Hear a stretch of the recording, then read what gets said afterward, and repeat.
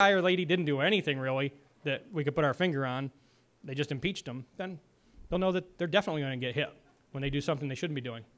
Yes, sir.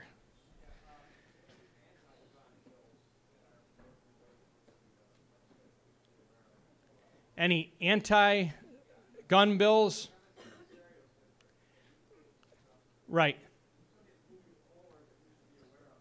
None of the anti-gun bills are moving forward. We are not going to let them move forward.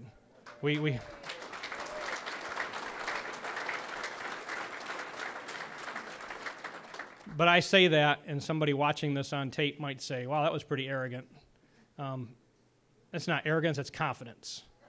You know, because we have shot down every anti-Second Amendment bill that we've desired to over the years since I've been there, but we've not done that without great grassroots help. I've got some key leaders that work with me in the Second Amendment community on our annual rally, which we just had the 8th one on April 23rd last week at the state capitol. And we worked years ago when we had a committee of the whole to consider legislation on crime, and some of that was, and firearms, it was a lot of it was anti-Second Amendment type legislation coming out of Philadelphia legislators. And we called the bills up, and we put a committee, we put a group together that represented gun owners across the state, whether it was Lehigh Valley Sportsmen's Association or Allegheny County Sportsmen's League, the NRA, Gun Owners of America. We even had a group called the Pink Pistols, a gay Second Amendment group, if you can believe it. And they said, Metcalf's going to use our name? I mean, Metcalf's in favor of marriage between a man and a woman. I've been the prime sponsor of that and working on that for many years. So they didn't want me using their Pink Pistol name, but they said finally they conceded and said, well, he can only use it in this debate for these reasons, nothing else. Like I'd want to use it for anything else. But every bill that they brought up they wanted to pass, the anti-Second Amendment crowd, we shot down. And anything that we wanted to pass, we passed. And it was one after the other, bang, bang, bang. And so much so that Dwight Evans went whining to my leadership that I kept standing up and I kept defeating his bills and his amendments. So we will do that still by God's grace. Yes, sir. How much support do you have in the Senate? Well, Senator John Eichelberger has advanced a piece of legislation he's announced, and he's taken using a different tactic to say that we wouldn't use any resources in Pennsylvania to enforce that type of a law. And that's good. That's what we did with Real ID. We passed a law last year, which goes back to the Supremacy Clause issue. For anybody that's arguing that, the majority of us voted to say we're not going to let Real ID be enforced, a federal law in Pennsylvania, and we're not going to fund it. We passed that. Governor Corbett signed it. There's been no consequences. There was all these scary stories. Pennsylvanians won't be able to fly, all this nonsense. Nothing's happened because the federal government knows state after state after state is opposing. There are violations of our state's rights and our citizens' privacy through Real ID, and we said we weren't going to stand for it. We did it through a funding mechanism, which was more applicable in that. I think we need to tell any law enforcement officer if they intend on enforcing any future federal gun control that's going to violate our Constitution, which I think all of it will, that we're going to hit them with a felony, not just defund it. So I think we need to go that route. Got 3 hands up over here, the gentleman in front.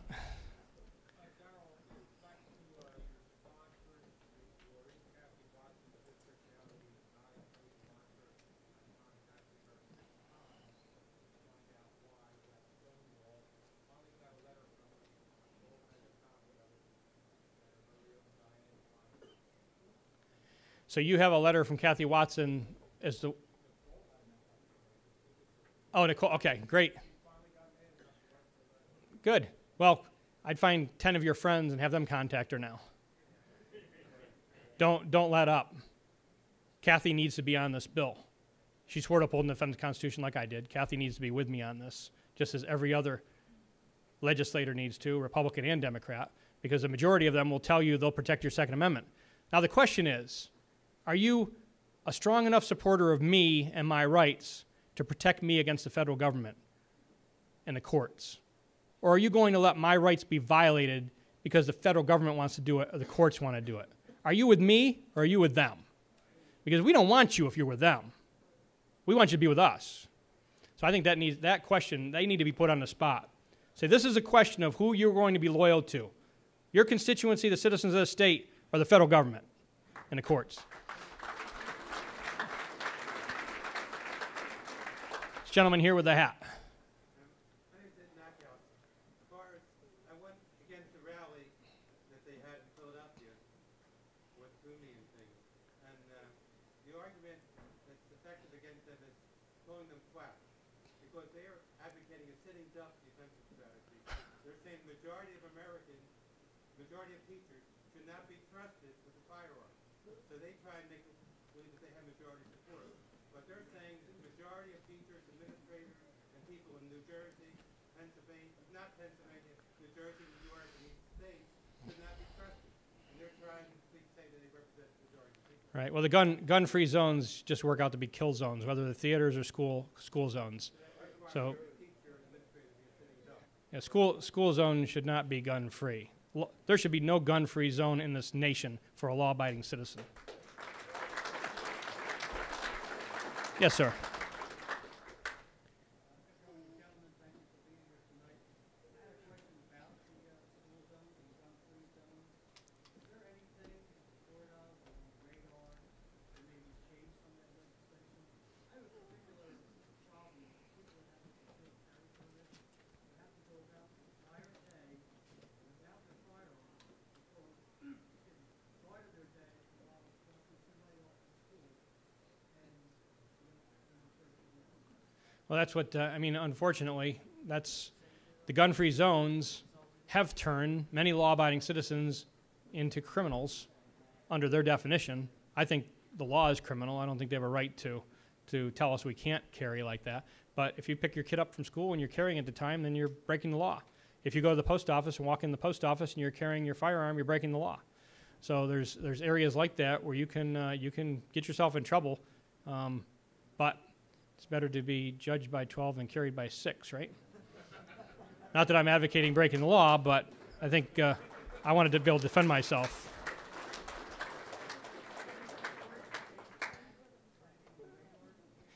Representative Craig Lucas out of Meadville has legislation to, I think, enable teachers to be able to carry, but I don't think we have anything introduced right now related to overturning the gun-free zone. I mean, that's another huge battle for us. It's one that I don't think we win in the public arena right now. It's one that I think we need to continue to educate people on and get people to understand that the people that created these gun-free zones, they're the ones who have the blood on their hands. It's not those of us that advocate for law-abiding citizens to be able to bear arms. It's Schumer and company and Obama. They carry the blood on their hands for the murders that have been committed at these areas, for the bad policies that they've promoted. They keep trying to turn around and say, you know, people sending me emails, you've got blood on you, and it's like, no, because I wouldn't have left those kids undefended to be slaughtered, or the people that were in the cinema out west. It's people who are advocating gun control that have the blood on their hands. And certainly not to the degree that the criminal does, because I don't think we should ever lose sight that the person who really needs to be blamed and responsible is a criminal who does it. We had a couple other questions, sir. We had a couple other questions. That's it. That's gentleman back here. Sorry, but I'm not going to be. We're almost done.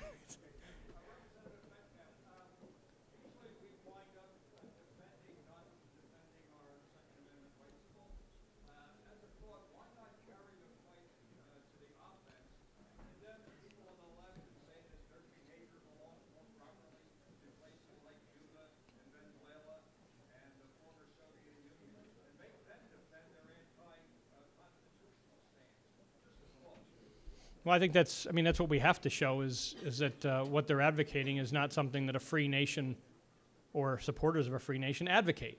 The policies that they're advocating belong in the former Soviet Union or in those countries where dictators rule and then people die at their hands. It's not what America's about. America's about individuals actually being, it's we the people. We the people are the government. We the people will tell those who are governing ultimately, you're serving us, not the other way around, and you will protect our freedom, or else. Yes, sir.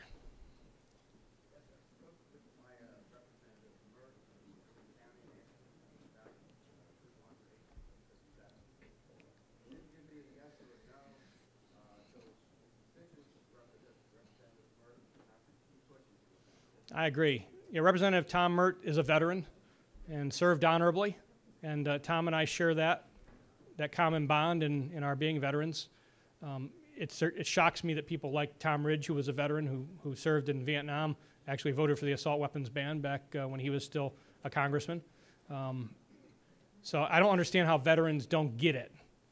But if they don't get it, you need to stay after them and help them get it. During that conversation with Mr. Hart, I had asked him his position on the 10th Amendment to the U.S. Constitution. And he explained to me that right now the legislature of Pennsylvania has attorneys looking at this as to whether it is viable or not. What is your belief as far as do we have a 10th Amendment to the U.S. Constitution? We have a 10th Amendment. Now it's important not for attorneys to tell us as legislators who are elected, who have sworn an oath of office to protect the 10th Amendment. It's not important what my attorneys tell me. I will tell my attorneys what we're going to do, and that's that we're going to defend the 10th Amendment, and it's their job to defend me in court as we do it. So we hire attorneys. They don't instruct us. You meet 5 attorneys, you can get 10 different opinions. Attorneys defend anything they want to. You see it all the time. You know, it's their job to find a way to defend it. Common sense tells you from a basic English reading of the U.S. Constitution that the states only gave certain powers to the federal government, and we reserved all others to the states and the people. And we will defend those. And if we're not defending them and blaming it on attorneys, that's a problem. Yes, sir.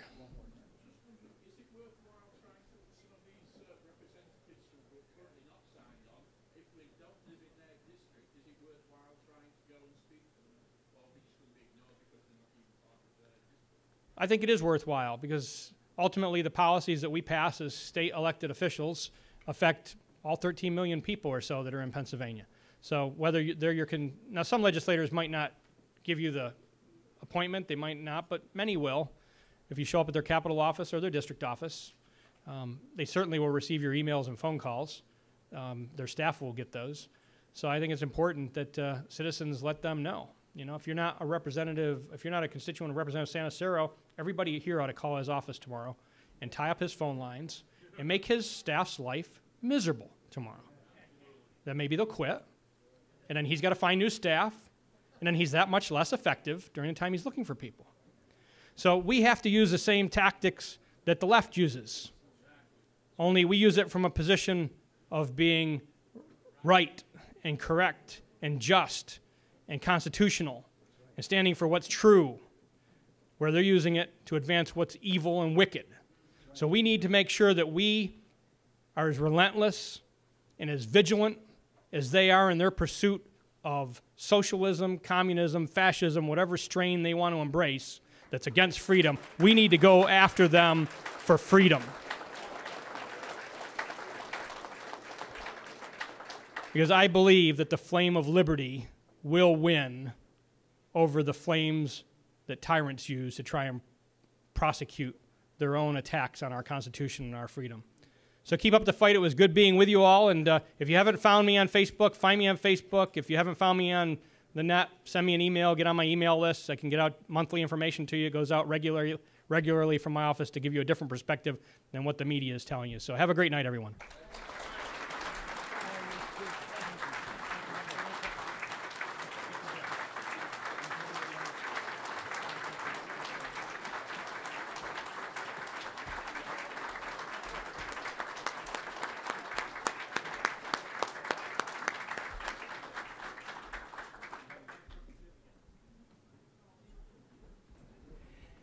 Now you see why he's the best conservative that we have in Harrisburg. He's a good man. Yeah.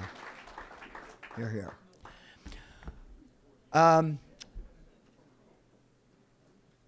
This is almost like church in that it's time to pass the plate. The only way that we can get by is by donations. There's no membership dues that we're asking for. What we're the way have been surviving has basically been through donations. So there's going to be a bucket being passed around. If you could contribute what you feel that you can afford. Don't go beyond Do what you can afford. Bob Galdo was kind enough to bring from Chuck McElhenney a number of these books. He came in a little late. Some of you may not have received it. There's a pile of them as you leave at the door over there. And at this point, let me bring up, where's Sean? Yeah.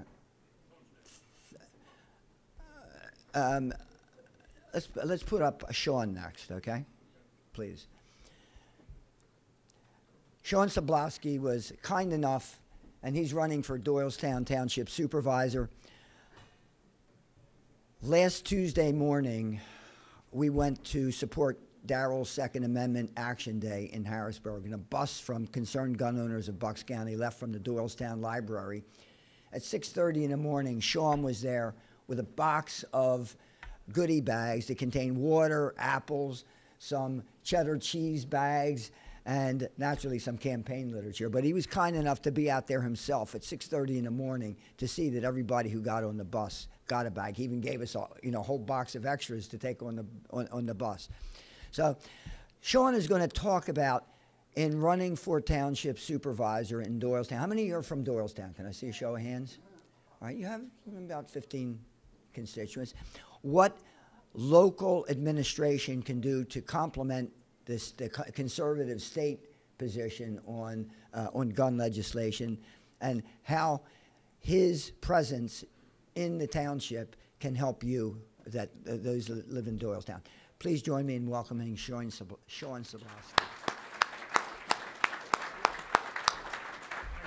Appreciate it. Thank you. Boy, so I get to follow Darrell. That's a tough act. I was just thinking, this is actually my first pure political talk in front of a bunch of people, and I'm glad it's in front of a bunch of friends. I want to, first of all, thank Andy and Steve for setting some time aside for me. There's a great man, Admiral Stockdale. He's the recipient of the Congressional Medal of Honor, and some of you guys may remember that he was a VP candidate with Ross Perot back in the 90s. And he kind of opened up one of his debates with a sort of a famous line. He said, who am I and why am I here? I'm you. I am a multi-decade-long NRA Life member, National Association of Gun Rights, GOA, JFPO, and about a half a dozen other alphabet soup things that we all join. Why am I here? I'm here because I get the same letters that you do, from Dudley, from Wayne, from all those guys saying, hey, our rights are under attack, and we need to send them a check, we need to fight, we need to write letters, we need to send emails. I started to get a little bit scared, like you guys. I'm angry, scared, and felt like I needed to do more. We even had something local in the township where the Township Board of Supervisors started holding hearings on gun violence. I've got some literature back on that table there if you want to read about the article about it. That's Latin for gun control.